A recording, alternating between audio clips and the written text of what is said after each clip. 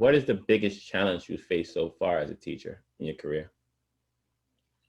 So I'll give you two, because one of them I've grown from and one of them I'm facing now.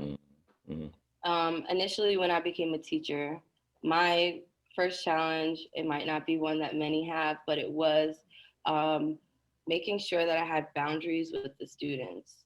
So I was young, and of course, nothing inappropriate, but just making sure that they don't feel like I'm their very best friend, Mm-hmm. right? And so we could be cool and everything, but just making sure I had that boundary so that I didn't have to demand their respect, but they would just respect me and we would just have that. So now I feel like I've mastered that. I literally start my year telling my kids, no matter what age, I will always respect you and I expect that in return. And Mm-hmm. that's just it. And I have that confidence, that I know exactly how to deal with whatever group of children. So that was my Mm-hmm. initial struggle. Now I would say there's a struggle I've been working with for a few years. It's not even necessarily on the teaching side, but I'm also a dean. So we teach social emotional learning.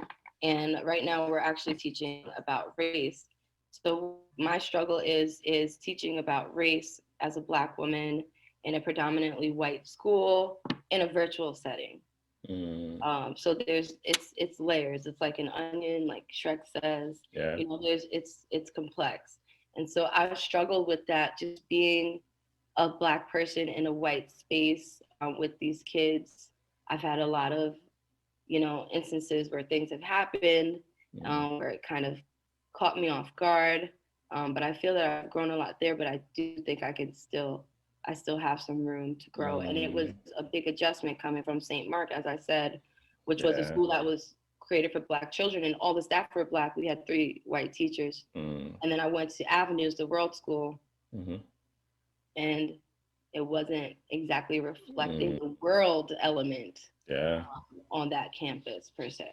Yeah, that's a real thing. I mean, when I first started teaching, I taught at a school that was like transitioning due to the gentrification. So it was, I would say, a more diverse school when I got there. But by my third year, it was predominantly white, predominantly, upper class, upper middle class, you would say, Right. um, parents and students. And I dealt with that as well. Like you have to deal with like you want to teach about race, you want to teach current events, you want to kind of be that representation and that voice in the classroom. But then you also the biggest challenge was like now you have one or two kids in the class who identify as Black or Latino or whatever, and how comfortable are they in that setting? Especially if it was an elementary school for me. So at that young age, was were those conversations doing more help or harm to and to which students were they really being beneficial for?